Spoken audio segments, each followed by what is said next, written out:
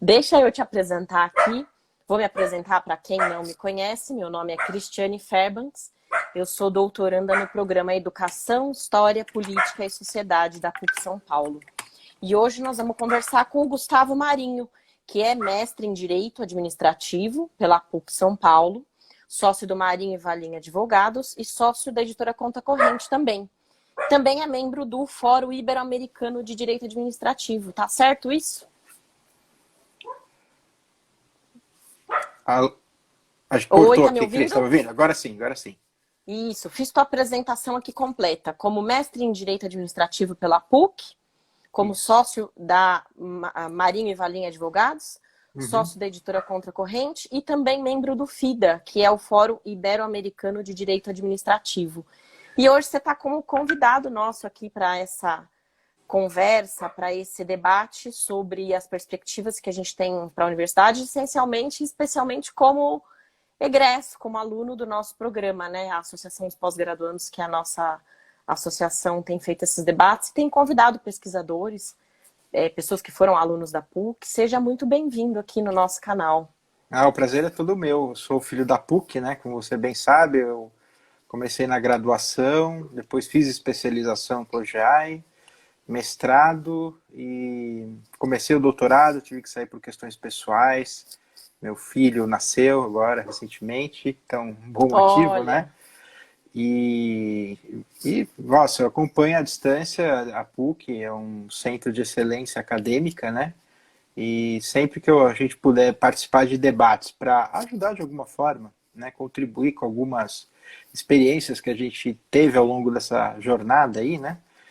Puxa, eu estou sempre, tô super à disposição de vocês. E parabenizo o APG pela iniciativa de fazer essas lives, porque esse é o novo normal, esse é o salto digital do nosso momento, né? Então, a gente está distante, mas mais próximos, né? Porque os meios digitais permitem que a gente tenha um contato direto com com quem a gente quer se comunicar, né? Então, é fantástica a iniciativa de vocês. obrigada. A gente agradece. É legal ter um retorno disso e é gostoso quando nós também somos acolhidos e recebidos com o aceite do convite, vocês vêm e conversam, porque é a maneira que a gente encontra, inclusive esse canal, né? A gente conversou um pouco antes de fazer essa reunião. Fora do Brasil, é muito comum essas reuniões de egressos, pessoas que já foram É. formadas pela universidade e que depois, já na vida profissional, mantêm um contato Uhum. por interesses profissionais, por amizades pessoais, mas assim, é uma coisa um pouco mais, vamos dizer, institucionalizada, é uma coisa que acontece É. mais. E a gente às vezes se forma e parte para a vida profissional. A PUC forma gente de São Paulo, mas muita gente de fora de São Paulo, então as pessoas às vezes retornam para os seus estados. É muito comum a gente na sala de aula do mestrado, do doutorado, ter É verdade. colegas que vêm, né, para estudar. Então, é muito legal ter você aqui. O Márcio Taquaral está perguntando, Gustavo Marinho foi do 22 de agosto, na gestão Isso, do Felipe Monteiro? 2005, isso mesmo. 2005, nós Participei fomos do Jornal do 22, né? Jornal do 22. Foi uma alegria. Foi, acho que, olha, um dos melhores jornais que, modéstia à parte, que a PUC teve. O 22 teve, foi bem legal, uma experiência muito bacana. A O gente pessoal do ralou bastante. 22, hoje o pessoal que está lá no 22 está mobilizado junto com a gente, juntos também estamos junto com os outros centros acadêmicos, com os outros centros acadêmicos. E é muito legal fazer essa integração também entre graduação e pós-graduação, muito importante.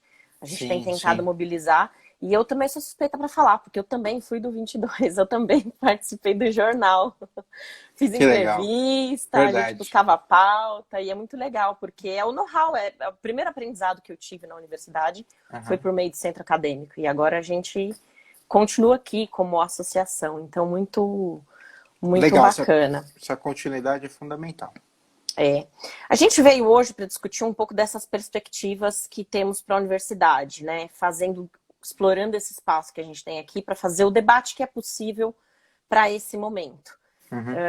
O ideal é que a gente estivesse numa situação fora de uma pandemia, nós estamos lutando para chegar nisso. A gente sempre reforça aqui que o isolamento social hoje é a única maneira que a gente tem de combater a disseminação do Covid. Então, quem puder, e a gente sabe de todas as dificuldades, mas quem puder, tiver como optar, permaneça no isolamento social.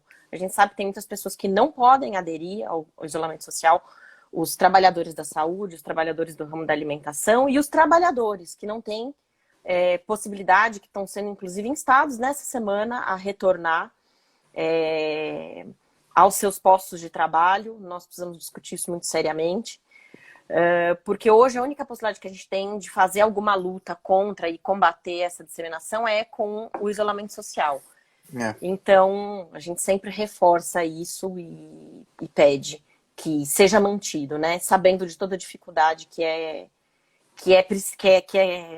inerente a essa questão. Hoje a gente vai fazer as reflexões que são possíveis nesse tempo de isolamento social, tentando pensar um pouco qual é a função social da universidade, né? Que lugar a universidade ocupa na sociedade, a que serve o conhecimento produzido pela universidade e o conhecimento científico, que provém muitas vezes das pesquisas desenvolvidas nas universidades. Discutindo essas perspectivas, né, por meio dessa reflexão, no meio dessa crise pandêmica, o que a gente pode pensar, porque a universidade ela é um lugar de mobilização política, ela é um lugar de socialização, ela é um lugar de formação, essencialmente, ela é um local de formação dos jovens e jovens adultos. A universidade é o local do que mais, Gustavo, para você? Como Eu você acho que enxerga a além universidade? desse amadurecimento político que a universidade proporciona para a gente, e aí eu falo com especial carinho a PUC, né? A PUC é um local em que esse amadurecimento se dá de forma bem intensa, né? E até essa passagem no centro acadêmico, né? Ela contribuiu bastante.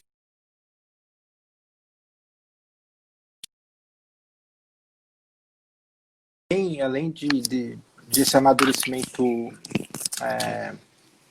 político, o que eu destacaria é que tem que ser um celeiro de produção de conhecimento, mas um conhecimento que seja compartilhável, né? Que não fique só dentro da universidade. A gente tem que procurar temas que vão ter uma relevância social. Claro que os programas já se preocupam com isso, mas tem que se criar algum meio, isso eu sempre senti falta, de propagar esse conhecimento de alguma forma, né? Como a gente estava conversando um pouco antes, a gente não pode deixar esse conhecimento desenvolvido, muitas vezes de uma forma bem custosa, e não só do lado financeiro, estou falando de tempo, meios de dedicação, ficar na biblioteca da universidade.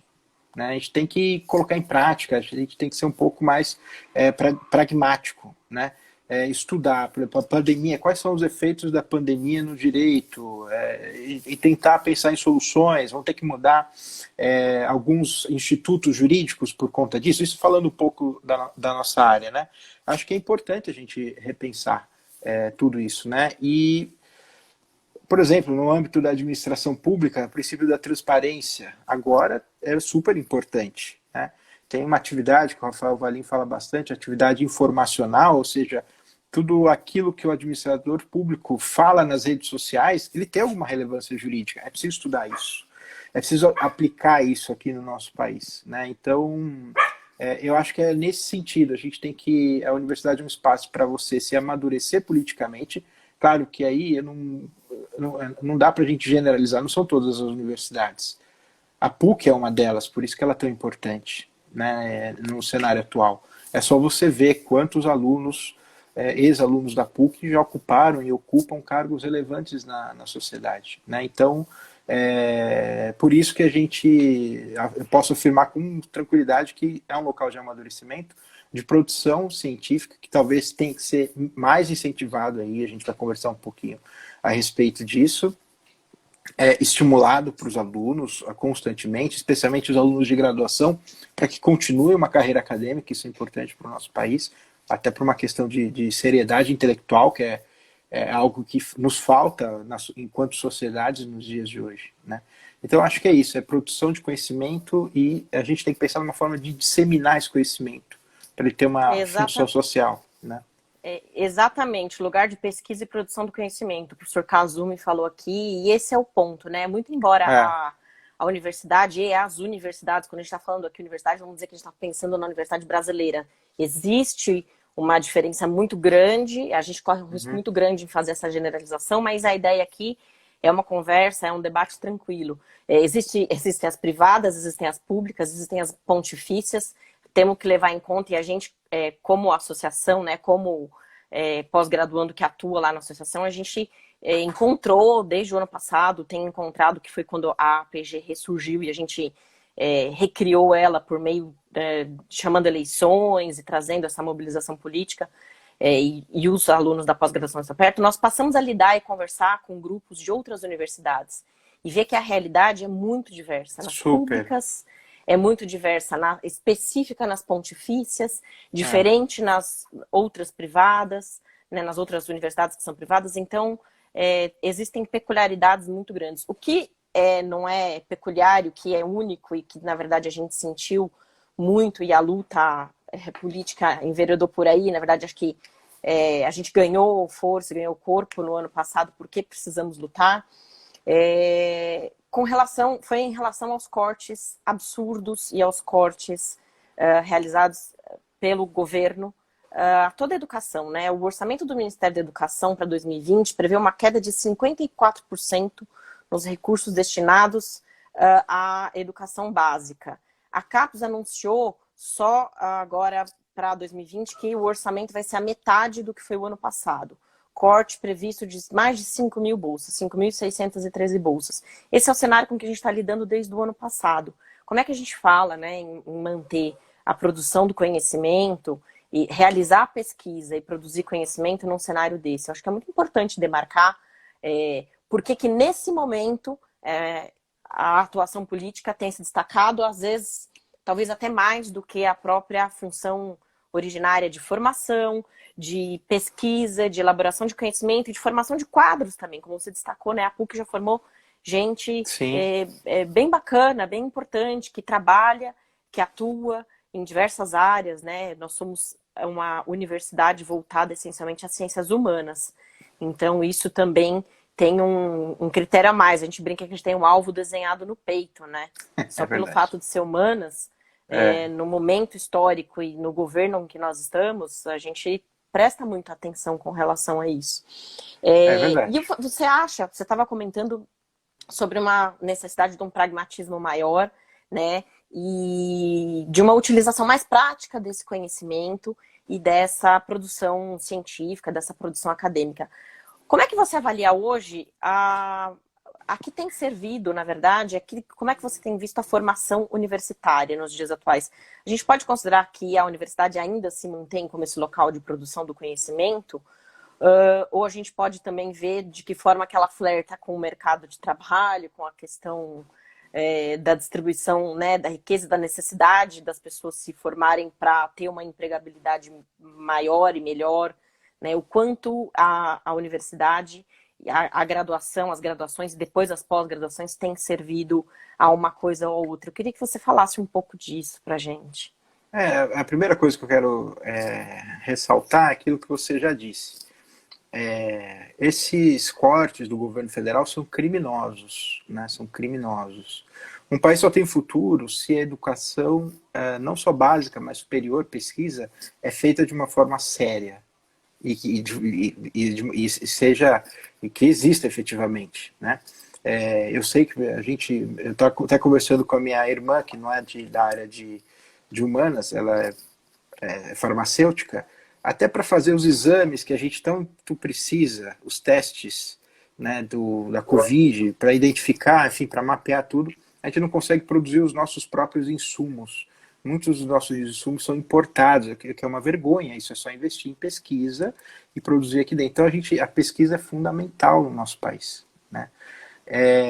Então, assim, esses cortes são literalmente criminosos, não concordo, evidentemente, com nada disso, e eu acho que é o momento da gente levantar a voz, né, contra essa situação, né?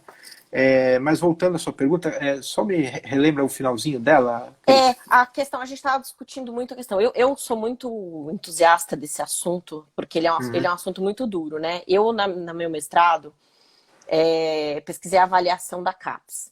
Ah, Aquela tá. questão da atribuição das notas, dos programas de pós-graduação, que acabam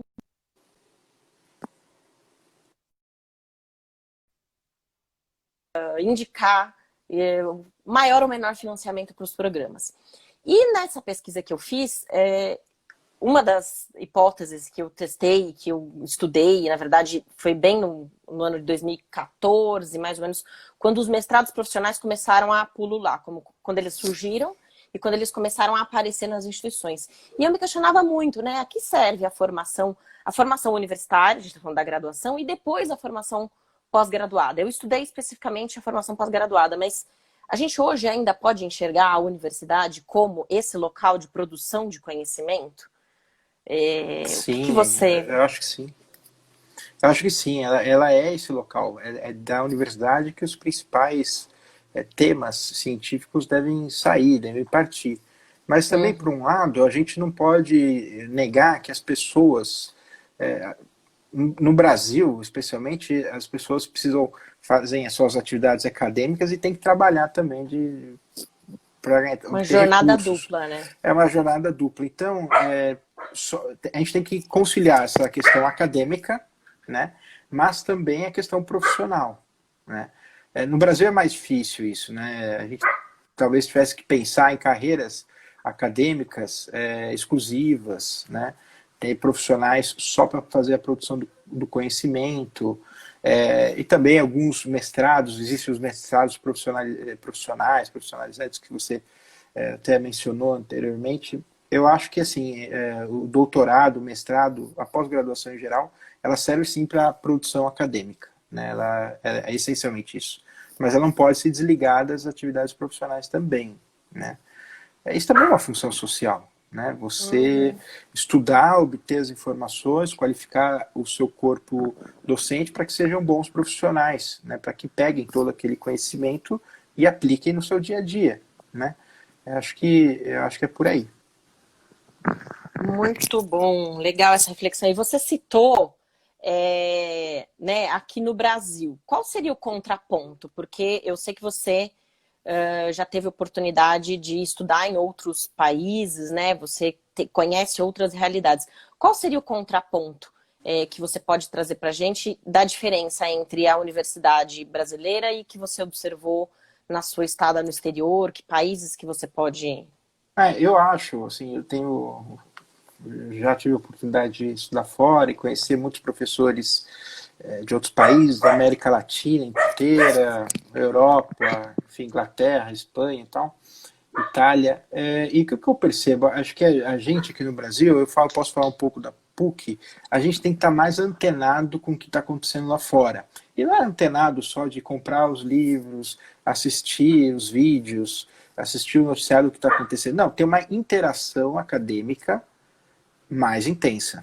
Tá? Isso é normal em outros países. Né? Os países latino-americanos, a Argentina, Equador, Colômbia, eles estão muito em contato com o exterior. Né? Há um tempo atrás, eu conheci, fui visitar em Manchester, na Inglaterra, na universidade, o Christian Hill, que é o diretor da Faculdade de Direito de Manchester. Ele veio aqui no Brasil a convite nosso, né, para participar de um evento na PUC, há uns 2, 3 anos atrás. E ele estudava a Colômbia, ele adorava estudar a Colômbia. Mas, por quê? Porque o Brasil era uma coisa muito distante. Como não existe tanta interação, não se tinha tanto interesse. Depois que ele veio para cá, conviveu, ele tem total interesse. O Brasil é um lugar que desperta muitos interesses, né? Então, eu acho que falta isso. A gente tem que criar essa interação. E até um ranking da World University Ranking, acho que a gente conversou um pouquinho, que a PUC de São Paulo está atrás de várias outras PUCs da América Latina, do Chile, por exemplo, do Equador. Né? E por quê? Porque talvez, estou lançando a hipótese, essa interação internacional seja muito mais intensa em outros países, especialmente os latino-americanos, se conversam muito mais entre si do que nós. Acho que talvez seja um desses motivos. Né? E eu lembro muito bem desses professores que eu tive contato, um deles que é o Pierre Legrand, que é um professor da Sorbonne, franco-canadense, e outros professores também que a gente trouxe tempo atrás aqui para o Brasil, eles têm disponibilidade, eles querem dar aulas aqui para a gente. Hoje está até mais fácil, porque os meios de comunicação, acho que estão mais, a gente está se habituando muito mais com eles, não precisa nem vir fisicamente para cá. Mas é o programa de pós-graduação interagindo de uma maneira mais intensa com essas outras universidades. Não só depender do aluno, o aluno que vai, pesquisa, vai para fora, usa a biblioteca ou faz algum curso lá. Não, isso é uma coisa institucionalizada, né? Isso é importante. Nós temos, para quem está no mestrado e quem está no doutorado, nós temos a Bolsa Sanduíche, né? Que é a oportunidade de você cursar um período num país e numa universidade que tenha convênio com a PUC São Paulo. Estamos falando aqui especificamente, né, dos nossos e para os nossos pós-graduandos. E essa é uma oportunidade que a gente tem de estudar e é uma integração, muito embora essas bolsas não sejam tão numerosas assim. Não é numerosa difícil, né? E às vezes é mais difícil. Às vezes é difícil o aluno ir para fora conseguir estudar. Mas se você internalizar na universidade, através de parceria, os professores, fica mais fácil. Por exemplo, no meu curso de mestrado, a gente poderia ter algumas disciplinas, como, por exemplo, um professor, o Pierre Legrand, por exemplo, sobre direito comparado, que é o tema dele lá. A gente tem um livro na contracorrente dele sobre esse tema, né? Como ler o direito estrangeiro. Poxa, ele se dispôs. Direito comparado aqui no Brasil, a gente não estuda direito, a gente não faz uma análise. Ele falou, não, eu venho aqui. Ele falou, eu venho, fico aqui uma semana, a gente faz aula de uma forma intensa e vou embora. Então, eu acho que isso que é importante, a gente trazer. Né? Sabe que esse relato... Isso agrega. Isso que você está me dizendo, a gente tem um grupo bacana de trabalho na PG e uma das colegas, tem alguns colegas que são do direito, né? Até mandar um beijo para a Ana Tércia, que se não está assistindo a gente agora, vai ver depois. E o relato foi dela, de dizer que ela está cursando, né, está fazendo doutorado, e ela teve oportunidade de, em uma das disciplinas, a professora com quem ela tem a disciplina, convidou um professor estrangeiro para ministrar uma aula. E é uma experiência, acho que, muito rica, né? É uma experiência muito rica de intercâmbio, de possibilidade de conhecer outros discursos, conhecer da forma como a ciência jurídica é encarada e ela é vista e a matéria... E posso falar uma coisa? Não só para pós-graduação, até o contato com o estrangeiro na graduação é muito estimulante, né? A gente estava conversando, às vezes, muitas vezes os alunos atualmente, e alguns deles, não são todos, obviamente, buscam caminhos mais fáceis para adquirir conhecimento, né? Focam muito em concursos públicos, enfim, a gente tem todas as críticas a respeito. E às vezes o contato com esse pessoal de fora estimula a pessoa a pesquisar, a estudar, a amadurecer, né? Então, não é só para pós-graduação, acho que mesmo na graduação, esse intercâmbio é muito, muito saudável, né? Isso na Europa é muito comum, né? Os professores, eles dão aulas em várias universidades ao mesmo tempo, né? Não ficam necessariamente presos a uma só. Então, acho que essa interação vai desde a graduação, acho que é legal se ter, até a pós-graduação. Pós-graduação até com uma intensidade maior. A gente não exige, quando o aluno entra na pós-graduação, que ele fale inglês, francês, espanhol. Bom, traz os professores de lá, o aluno vai ter que estudar essas matérias, enfim, né? A gente tem que fazer valer essa exigência, né? E a gente não lê pouco na pós-graduação, né? Isso é bom, pelo menos o referencial que nos dado, a gente tem que dar conta, porque é bastante coisa para produzir a tese, para produzir a dissertação. A gente apresentado, eu sou filha da PUC desde a graduação. Graduei, como você também, em Direito. Inclusive, fomos contemporâneos no 22 ali, né? Pouco, quase na mesma época. E eu digo que fugi do Direito e fui parar lá na Educação. Mas eu digo, eu gosto, como filha da PUC, eu acho que é uma universidade que tem uma excelente formação, inclusive a gente vê isso na área da educação, porque forma quadros para o Brasil inteiro, para universidades, para lecionar em universidades federais, públicas, privadas do Brasil todo, né? E Cris, posso falar só um detalhe, que na minha banca de mestrado, o meu tema foi sobre precedentes administrativos, era um tema que não era muito debatido aqui no Brasil, não tinha nada escrito na época. Exatamente, esse aí mesmo. Pode fazer propaganda? É esse Pode. aqui, ó. É esse mesmo. Foi, acho, o primeiro livro a respeito disso aí no Brasil. E um dos professores que eu convidei para participar da minha banca foi o professor Augusto Duran Martínez, que é um professor da Universidade do Uruguai. Universidade, bom, de várias universidades lá no Uruguai. Por quê? Porque ele tinha um artigo sobre o tema e eu comecei a interagir com ele. E trouxe ele para cá. Ele veio fazer parte da minha banca. Ele gostou muito dessa experiência. Essa troca de experiência é muito rica. Uhum. E isso, para mim, eu acho que tem que ser um hábito, né? Especialmente na América Latina, a gente tem que ter uma interação com nossos vizinhos. São pessoas altamente qualificadas, né? Então, No contexto da agrega América muito. Latina, no contexto da América Latina, a gente estava conversando um pouco sobre do FIDA, né? Fala um pouco pra gente a respeito disso. Existe isso, o que é um Foro fórum. o Foro né? Ibero-Americano de Direito Administrativo. É um foro que congrega a Espanha, Portugal e diversos países da América Latina que não só ela se reúne anualmente, onde há um encontro de juristas de toda a América Latina e Europa também. O ano passado foi em São Paulo. Foi um evento muito grande.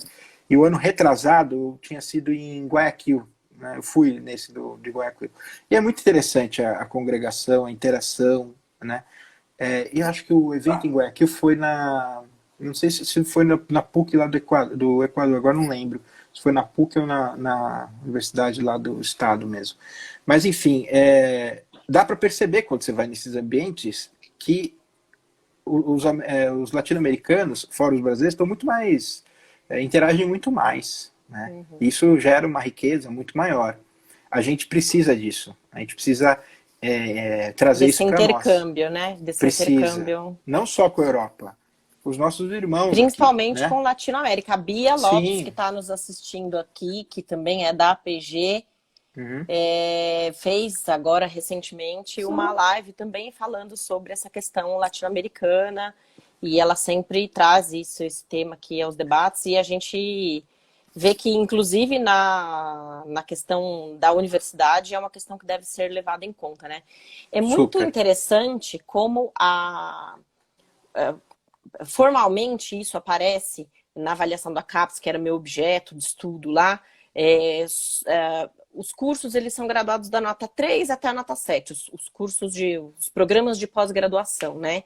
E a importância da atribuição dessa nota é a distribuição de bolsas e de recurso financeiro. Então, assim, quanto melhor colocado na nota, mais recursos o programa de pós-graduação receberia. E um dos critérios, o critério para que sejam atribuídas as notas máximas, a nota 7, que seria a nota de excelência, é justamente a internacionalização do curso, que é esse intercâmbio, e na verdade tem diversos quesitos, critérios. Isso não quer dizer que eu concorde nem com a avaliação, nem com os critérios, que inclusive têm sido as mudanças que têm sido realizadas no âmbito da CAPES e que têm sido realizadas no âmbito do CNPq, têm sido muito completamente autoritários e prejudiciais. A ANPG tem feito campanhas e a gente das APGs acaba encampando e tendo que discutir isso, porque, em verdade, a gente vê... Foi um dado que você abordou logo no início da tua fala, sobre a questão dos órgãos públicos e das instituições necessitarem ter transparência, né? Ter transparência, e a gente no direito fala muito da questão da segurança jurídica. Você não pode mudar a regra no meio do jogo, né? Isso pode ser extremamente prejudicial para a educação, que é o que a gente tem visto, que é o que tem sido feito com os cortes têm vindo sistematicamente, e eles têm sido feitos de forma completamente arbitrária, por meio de resolução, de portaria, e às vezes pela simples não abertura do sistema de atribuição de bolsas. Então o coordenador, a secretaria do programa vai lá para fazer a troca de bolsas de aluno, de repente a bolsa sumiu. A gente precisa denunciar isso, porque é uma coisa que tem acontecido muito. Desde o ano passado tem acontecido reiteradamente, e eles inovam, é impressionante como eles têm a capacidade de inovar na forma como realizam esses cortes sistemáticos e essa dilapidação do que é a educação brasileira, né, em todos os níveis, da educação fundamental até a pós-graduação, com um prestígio muito grande. Nós somos muito queridos nessa hora, nós somos muito lembrados na hora de passar o facão, né, a pós-graduação. Essencialmente, a gente que pesquisa ciências humanas, né? Um debate que existe dentro da própria ciência entre ciências médicas e biológicas em detrimento das ciências humanas. Acho que é muito importante a gente ressaltar que a luta não tem que ser entre as universidades, a luta não deveria ser entre os núcleos de ciências, né? A luta tem que ser por um financiamento maior, por um reconhecimento de que a educação é uma coisa essencial para o desenvolvimento de qualquer nação, de qualquer país. E por que eu toquei nesse assunto?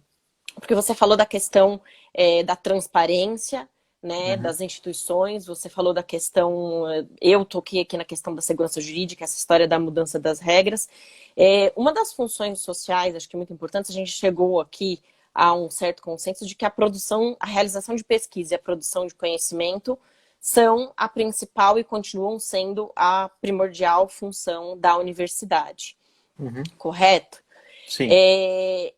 O que nós temos visto e de que forma você acha que a gente pode fazer uma aproximação deste conhecimento produzido? Porque você já disse que não podemos levar a coisa, temos que levar a coisa de uma forma muito mais pragmática, né? De que forma que esse conhecimento produzido no âmbito da universidade pode chegar até a sociedade, né? Como é que a gente faz para desencastelar a universidade, baixar esses muros e fazer com que aquela produção científica, que hoje a gente viu, você citou a questão da produção dos exames para a realização do Covid, para a detecção do Covid. Tem muita coisa importante acontecendo nesse momento, essencialmente no âmbito da saúde, porque nós estamos vivendo uma crise pandêmica, mas não só na área da saúde, né? Eu falo aqui, como pesquisadora da área da educação, nós iniciamos, a PUC entrou em recesso, se não me engano, no dia 12 ou 16 de março, assim que houve determinação na cidade de São Paulo para o fechamento de todos os lugares, né, para o fechamento da cidade. 2 semanas depois, nós já estávamos tendo aula online, pelo sistema, todos conectados numa sala online, como estamos aqui, então o professor ministrando, os alunos, a gente debatendo. Depois a gente viu isso acontecer nas escolas da rede privada. A gente viu isso acontecer e está vendo isso acontecer de uma forma ainda um tanto confusa na rede pública. A gente está vendo que o Estado, a gente vê anúncios do que o Estado, de que a Prefeitura estão contratando com essas empresas que trabalham com as grandes plataformas. E aí, quando eu olho para a educação, estou trazendo esse exemplo, te dando esse exemplo, porque assim, tudo aquilo que nós pesquisávamos, o EAD, que é a educação à distância, é um tema pesquisado dentro do campo da educação que a gente já pesquisa há anos. As ferramentas digitais e essas plataformas virtuais, eu tenho colegas que pesquisam especificamente gamificação, e existem diversos temas que relacionam o uso da tecnologia, que investigam o uso da tecnologia na educação, que já têm sido pesquisados há anos. O quanto esse conhecimento tem sido utilizado hoje, e aí eu faço a pergunta e eu mesmo respondo, assim, quase não há uma conversa, né? Porque quando a gente vê que o Estado, a Prefeitura, está indo contratar essas plataformas e tudo mais, o que a gente vê é uma negociação, a gente não vê muito de que forma que o conhecimento produzido no âmbito da universidade sobre educação tem sido utilizado na prática. Tem uma lacuna grande aí entre aquilo que é produzido e aquilo que hoje, em relação, por conta da pandemia, a gente teve que passar a utilizar, que é a educação remota. Importante até fazer uma observação aqui importante, que educação à distância é uma coisa. Educação remota, que é o que a gente está tendo aqui, assistindo aula online, é outra. Né? Existem distinções e nuances, né? Tem muitos tons aí para distinguir entre tudo que está acontecendo e que do dia para a noite teve que acontecer por conta da pandemia. Muita coisa se tornou remota, mas isso não é AD. Isso é utilização de plataforma, mas instrumento digital você pode usar inclusive presencialmente, né? Então, a gente não distingue, a gente não tenta compreender muito como cidadãos, como população, a gente usa, a gente passa a ser capturado, passa a fazer compra online ou passa a utilizar a internet, enfim. O direito, inclusive, pesquisa questões super legais sobre isso, a questão de utilização de dados, né? Enfim. Isso é um tema interessantíssimo. Eu queria que você falasse um pouco. Eu falei um pedacinho do que é que a gente tem pesquisado na educação com relação a isso tudo que está acontecendo.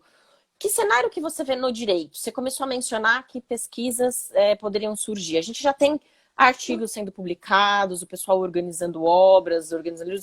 De que forma que você enxerga que o direito está olhando para essa questão da pandemia, né? Como é que a área jurídica está olhando para essa questão da pandemia?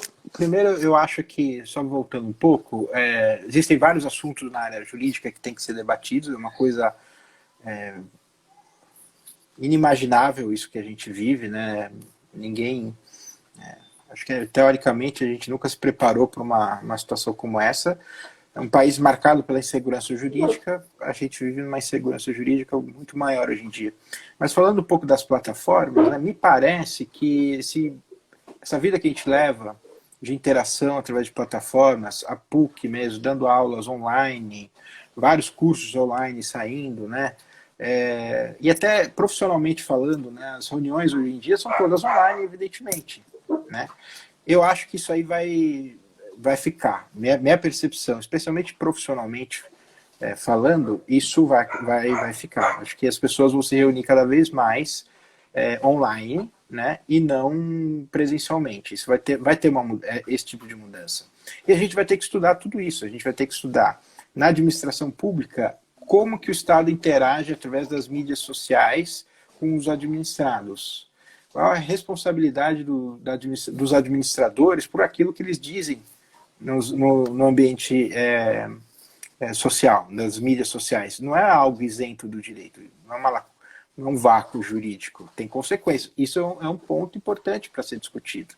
Né? A gente teve o Marco Civil da Internet, né? Que tem o Marco Civil e tem uma outra coisa que você mencionou que eu acho que é importantíssimo, isso é tema para uma outra live aí que eu adoraria ou participar ou assistir, que é sobre a Lei Geral de Proteção de Dados, que é um tema que eu tenho estudado bastante e estou organizando um livro sobre esse tema. Também é fundamental, porque hoje tudo é tráfego de dados. A quantidade de informações que o Estado tem, é absurdo. Né? No começo da pandemia, se falava no traqueamento das pessoas contaminadas ou em zona de risco através dos dados do celular. Né? O Estado capta esses dados, sabe onde você está, enfim. A gente viu exemplos disso na Coreia, né? A gente escuta que houve um controle, um rastreamento muito maior das pessoas com Covid lá, inclusive por esse meio eletrônico, né? Da identificação. Mas isso aí tem que estar muito bem regulamentado, porque é bonito no começo, mas o problema é o Estado, ele normalmente não para só nisso, ele usa para várias outras inimagináveis situações. Né? Exato. Então tudo isso tem que ser super bem regulamentado. A gente tem uma legislação interessante, a Lei Geral de Proteção de Dados, que tem que ser também um tema para ser discutido. Né? A Lei Geral de Proteção de Dados e a administração pública. Né? Então, acho que esses são dois pontos aí que o direito ele tem que focar suas atenções. Tá. Muito bacana, interessante. A gente fez uma discussão já sobre essa lei, o Márcio, eu acho que há uns 2, 3 meses atrás. É importante. Foi inclusive um evento presencial na PUC, se não me engano. Foi um evento presencial. E falando um pouco, né, desses eventos, e na verdade te perguntei como é que o direito está enxergando e quais são os temas, eu acho que podemos levantar, além da proteção de dados, além da utilização, todas as relações jurídicas que são contratadas agora de forma virtual, porque quando a gente ingressa, quando a gente baixa um aplicativo, a gente está aceitando todos os termos. E isso tudo é estudado no âmbito da universidade, né? Ela é estudado profissionalmente também pelos advogados, juízes, promotores, procuradores, pessoal que está nas carreiras jurídicas, mas ela também é desenvolvido pesquisa e as pessoas avaliam e estudam sobre isso no âmbito da universidade. Por que eu estou falando isso? Porque eu estou pensando aqui de que formas que a gente pode baixar esses muros, né? De que forma que aquele conhecimento produzido na universidade vai chegar nas pessoas. Uma das formas que a gente já sabe, e a mais óbvia, é que esse conhecimento produzido tem que ser disseminado de alguma forma, né? De alguma Isso. maneira, até no meio acadêmico, não adianta produzir e não publicar, tem que produzir. Não adianta produzir e pôr na estante, porque ninguém vai saber o que É, você produziu se você não está conversando com seus pares, né? Então tem que produzir e publicar. E é difícil pra caramba publicar.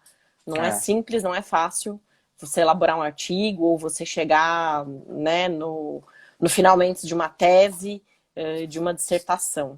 Mas acho que essa disseminação é um ponto que você colocou, é bastante importante. A gente faz isso por meio de revistas acadêmicas, né? Inclusive, estamos no âmbito da Associação dos Pós-Graduandos vendo a possibilidade, estamos estudando e já colocamos isso em grupo de trabalho para reativar a revista da É. Associação dos Isso me parece ser Pós-Graduandos. fundamental. Fundamental. Eu acho que a produção acadêmica vai deixando os muros da universidade a partir do momento que você tem uma publicação adequada, você tem uma revista interna forte. Acho que a Uhum. PUC precisa dessa revista, precisa ter uma revista de direito, enfim, de todas as áreas, né? A Nós PG pode ter pensamos, sua própria revista, seria é, o, ótimo. o que nós pensamos, a APG já tinha, né? A APG foi criada na década de 90, foi Uhum. muito atuante durante algum tempo e tinha a sua própria revista, que era uma revista temática, né? Uma revista física mesmo, com ISBN, registradinho, tá lá, tem todos os volumes na nossa biblioteca. E no momento que a associação passou a ficar inativa, essa revista em algum momento do tempo também Morreu. se perdeu, morreu, que é o que acontece se a gente não alimenta isso, se a gente não coloca gás assim nesses projetos. E agora nós estamos pensando em reativar ela como uma revista interdisciplinar, porque nós temos 29 programas diferentes de pós-graduação nos campos ali de Então, Perdizes, né? A gente sempre pensa no campo de Perdizes porque é o principal, mas a gente tem cursos que também estão ali na região da Consolação, a gente tem medicina que está lá em Sorocaba, ciências médicas que está lá em Sorocaba. Então, são cursos diversos, e a ideia da gente ter esse espaço de recriar essa revista, provavelmente agora como uma revista virtual, é abrir esse espaço de publicação para o aluno pós-graduando, né? Não só da PUC, porque a gente sabe que essas revistas funcionam muito por troca de artigos, né? Então a gente recebe artigos de outros pesquisadores de outra universidade, inclusive esse é um critério de validação da revista, né? Pela própria CAPES, que avalia e coloca os qualis e determina os qualis que são... O qualis é a classificação, né, das revistas, às vezes para alguém que não está nos assistindo, que não é da área acadêmica, e é uma classificação que inclusive foi alterada recentemente dos tipos de artigos, né? Então a ideia da associação tem sido criar esses espaços de debate é. por meio dos eventos que a gente estava realizando presencialmente, e essa live e a série de lives tem sido esse espaço virtual, remoto nesse momento, por meio da recriação dessa revista, num Uhum. próximo momento, né? Estávamos nesse andamento e aí tivemos a pandemia. Gustavo, você está me ouvindo? Tive um Mas acho que problema minha aqui com a imagem tua tem. imagem. Peraí. E então é importante, porque em primeiro lugar, assim, é pesquisar, produzir o conhecimento e ter como disseminar, né? Ter como fazer isso chegar ao conhecimento de outras pessoas. É, Desmistificar um pouco o que é a universidade, o que é o papel do pesquisador, porque eu penso que boa parte da nossa luta ser solitária e do nosso discurso se restringir ao âmbito acadêmico é pelo desconhecimento, né? E fica muito mais fácil, fica muito mais patente quando a gente fala agora, nessa crise pandêmica, quando a gente fala da importância do cientista e da uhum, importância da ciência para o combate à Covid, quando a gente pensa na área médica e na área biológica. Mas não é só, né? O exemplo que eu dei com relação à educação é justamente para dizer, olha, existem outras áreas, sociologia, antropologia, a própria área do direito, né, que embora seja uma área, uma ciência social aplicada, então tem já uma aplicabilidade muito mais visível, não vou dizer maior, porque não é maior, mas muito mais visível. Talvez seja uma ciência muito mais pragmática do que é antropologia, sociologia, filosofia e essas outras áreas das ciências humanas, mas que são tão importantes quanto, né? Compreender para fazer uma análise estrutural dessa situação que nós estamos passando. E o exemplo que eu dei sobre a educação remota, que teve que acontecer de um dia para o outro, por conta da pandemia, por conta do isolamento social, que as universidades e que as escolas migraram, é justamente para corroborar, para explicitar essa ideia, né?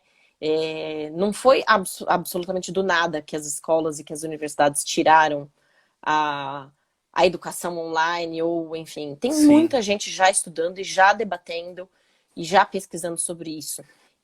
Isso era uma realidade, a educação ela tem sido, a gente tem visto uma tendência de privatização da educação, das universidades, das escolas, que é um movimento. Você tá me escutando? Travou aqui um pouquinho? Tá me escutando? Não, estou escutando. Tô.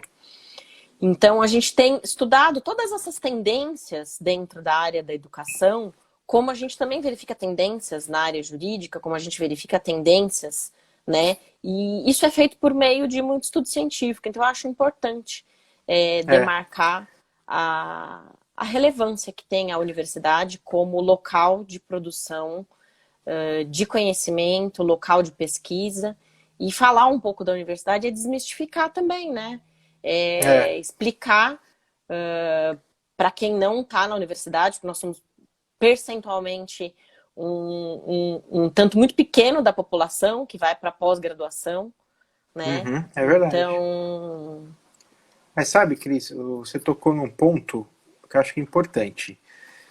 Tem uma revista forte, acho que eu endosso aí, eu apoio essa revista da APG, que pode ser multidisciplinar também, né? Com a interação, não cada área do conhecimento fazendo sorte, não, artigos de direito junto com ciências sociais, junto com medicina. Acho que essa interação que é possível na PUC, ela não pode ser negligenciada, ela tem que ser estimulada. E ter isso registrado de alguma forma com uma revista é fundamental. E hoje em dia você não precisa ter o custo do impresso, você faz tudo digital. Né? Então diminui muito o custo e continua a funcionar igual. Esses eventos que vocês promovem, fundamentais também, são ótimos. É uma forma de disseminar o conhecimento também.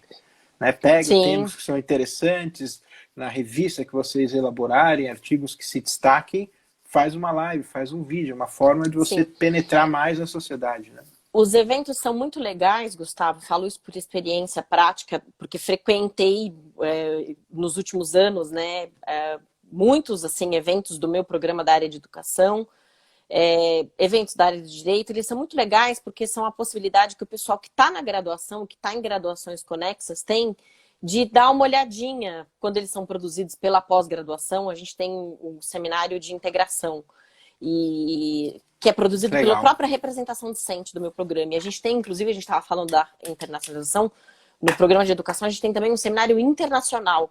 Há 2 ou 3 anos atrás, a gente fez aqui de forma remota ainda, mas a gente o programa trouxe o Noam Chomsky para falar. Que legal. Foi muito bacana. Exatamente naquele exemplo que você deu, de trazer os professores, ainda que de forma remota.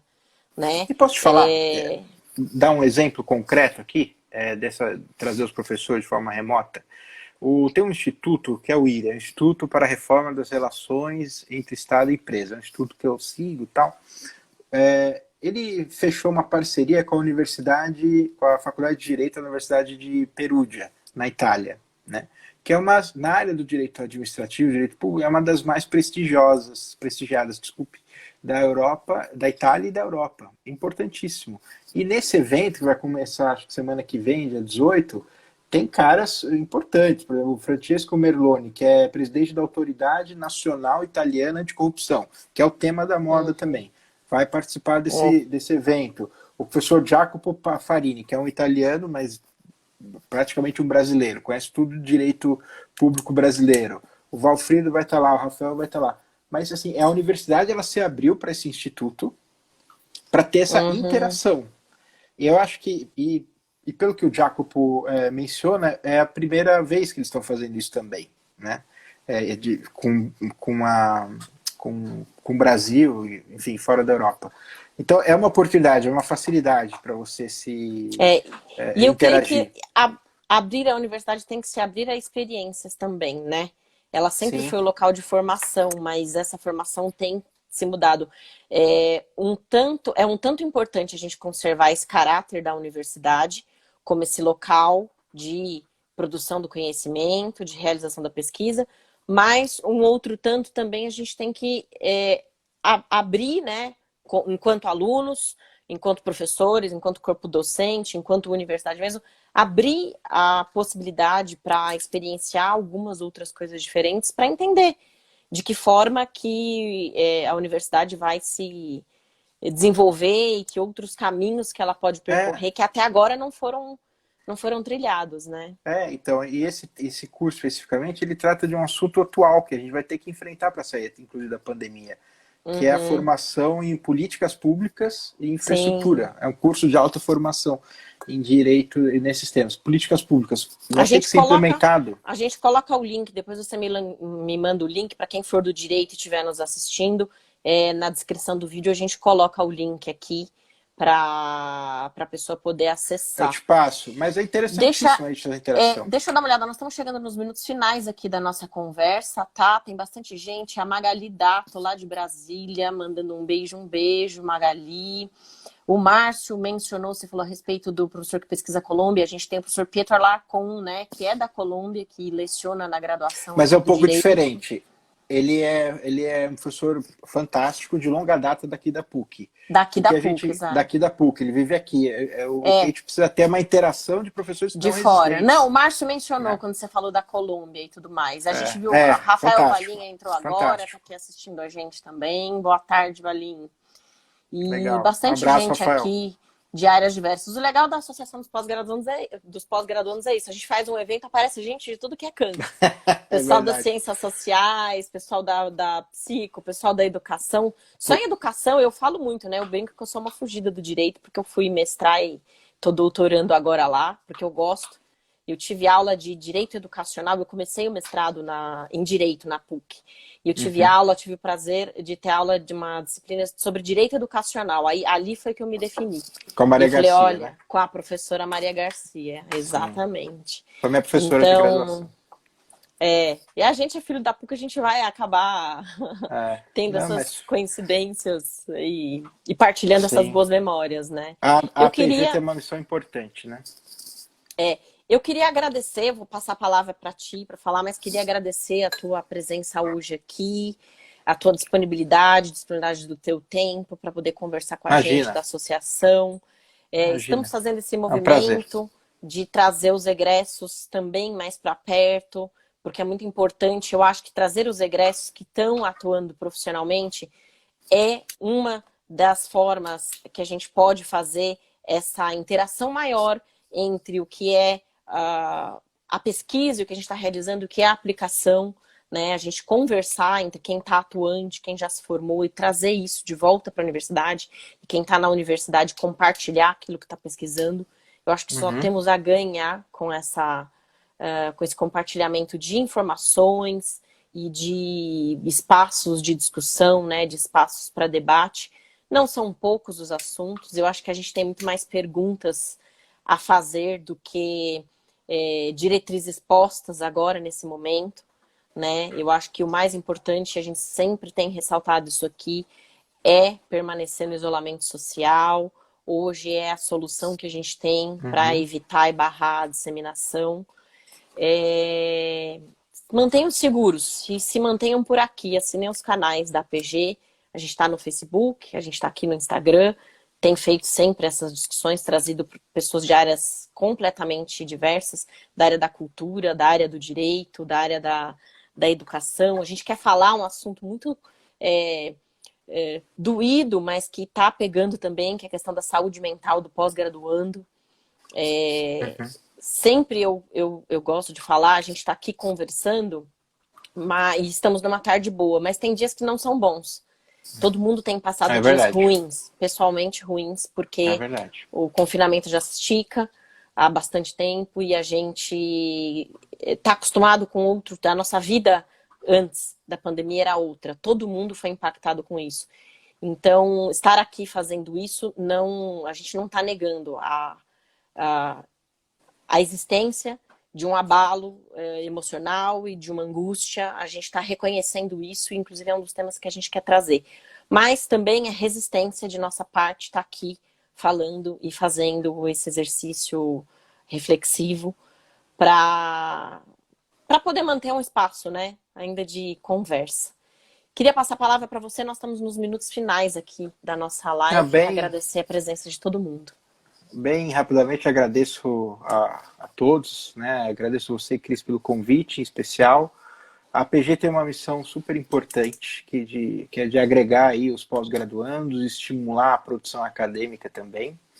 Em resumo, eu acho que essa internacionalização é importante, né? Eu acho que a gente tem que aproveitar esse momento em que a gente usa de uma forma muito intensa a comunicação digital para estabelecer essas pontes com os nossos vizinhos latino-americanos e também com a Europa, enfim, com todos os países do mundo. Isso a gente só tem a crescer com isso, né? A produção científica ainda é fundamental e a PUC tem muito a ganhar com essa interação internacional, tá?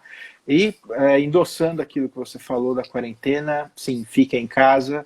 A administração pública, aí falando um pouquinho da minha área, na maioria, não é nem sempre, na maioria das vezes ela não é transparente o suficiente para que a gente possa tomar decisões equilibradas, né? E nesse momento, essa transparência a gente já viu, omissão de dados recentemente, né?